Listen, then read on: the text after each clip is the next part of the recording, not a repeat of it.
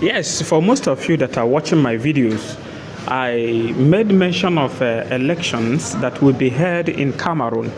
But I believe many people do not take cognizance of what I am saying. Today, election has been done from the 12th of October.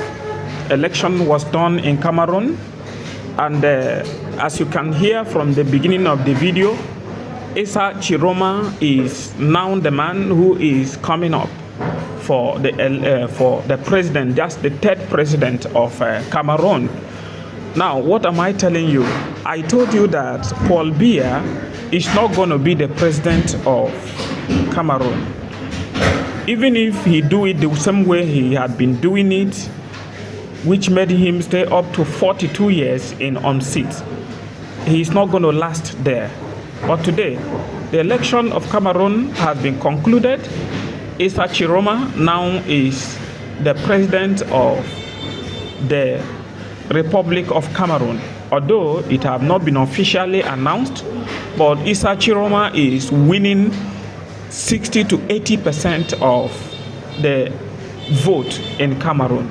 No matter what else is God, we are waiting to see all the things that have been done, that are happening in Cameroon, the threats against Issah Tchiroma and all the rest. Cameroonians are watching. I am just watching also from the state of Nigeria. I told you also that Maurice Kamto is not going to be the president of Cameroon. And look at how it is playing out. He is coming out, like I told you, for his pocket, not for Cameroonians. Cameroon have suffered. Cameroon have had setbacks during the Paul Biya's presidency. And you know, when things are done wrong, and even a family member comes out and says, don't vote my father, you should adhere to that member. How can you come out and say, don't vote my father, when your father is doing well? People that has good judgmental attitude will also tell people not to vote their father when the father is not doing well. Cameroon is coming to another limelight.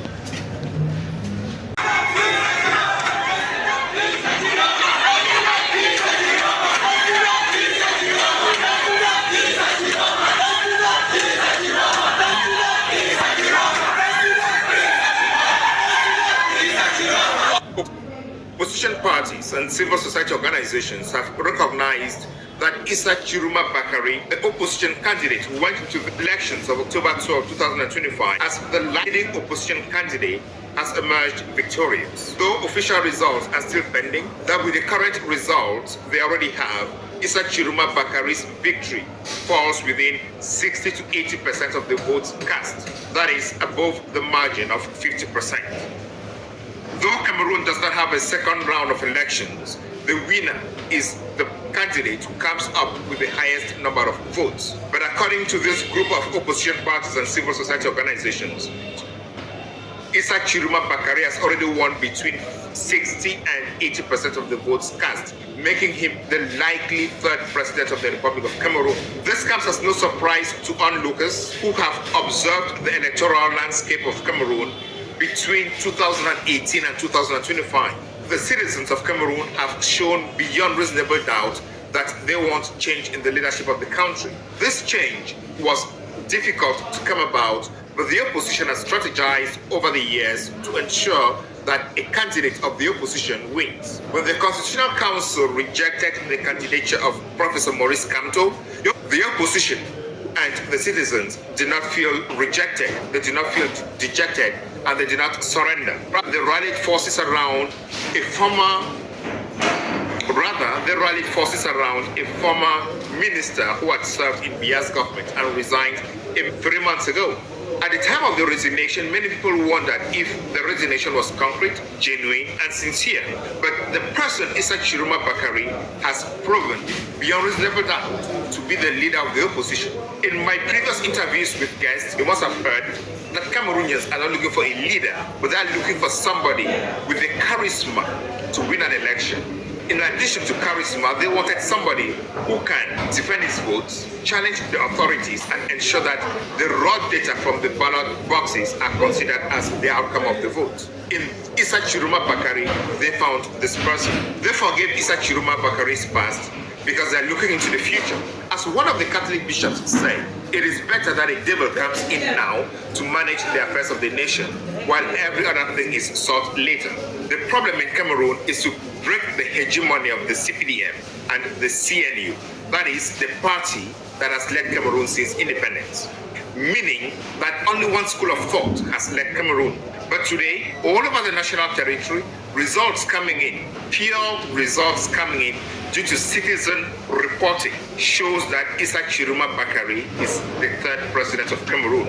Official results are not yet out. Citizens who are doing this reporting do not have the legal capacity to declare the results, but they give us results from the polling stations. I spent the whole day on TV analyzing minute-by-minute reports from correspondents who were on the field from polling station to polling station across the country. They gave images of the results as they were tallied and proclaimed at the various polling stations. Technicians are aggregating the results, and maybe by Tuesday, they will have a final say on what they have aggregated as the final outcome. But the trend is Issah Tchiroma Cameroon is leading. This has caused commotion in the northern part of the country where Issah Tchiroma Cameroon hails from. The population believes that his life is at stake, and they are offering themselves to serve as his guard. The Minister of Territorial Administration has openly threatened Issah Tchiroma Cameroon, and Issah Tchiroma Cameroon did not lay low. He fought back and said if the Minister of Territorial Administration, Ataganji Paul, can, he should come and arrest him from his home. This seems to be one of the messages that Cameroonians were looking for in an opposition leader, and they have found that person who can stand up and speak on their behalf. They have found a cross-bearer who can bear the cross of Cameroonians at an election cycle like this one, where Cameroonians believe that previous elections have been rigged, but they do not have the data to prove that elections have been rigged. The story is different in 2025 because citizens have been trained and made aware that if they collect the data, get the pictures of the results as they are written on the blackboards in their various polling stations, and get results or pictures of the tally sheets, this data could easily be imputed into a particular software where citizens could upload that raw data and the results would be available to everybody to see. Official results are still awaited from ELECAM, Cameroon's election management body, but time is of the essence, because if ELECAM delays as they have delayed over the previous years, they may not have the singular authority to declare the results because results are already available in the public. And with the opposition parties recognizing Issah Tchiroma Cameroon's victory, it is going to be an uphill task for ELECAM and the Constitutional Council to declare a different winner in this election.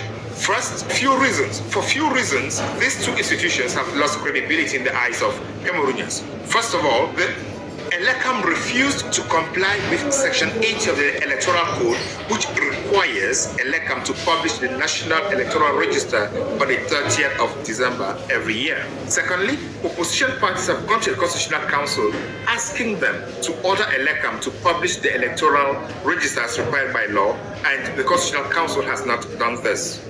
Thirdly, the Constitutional Council lost credibility when they rejected Maurice Kamto's presidential bid for reasons most people consider are arbitrary, illegal, and unfair. So, the population depends on citizen reporting and information that is collated by individuals and by citizens to ensure that they have the data on their hands, while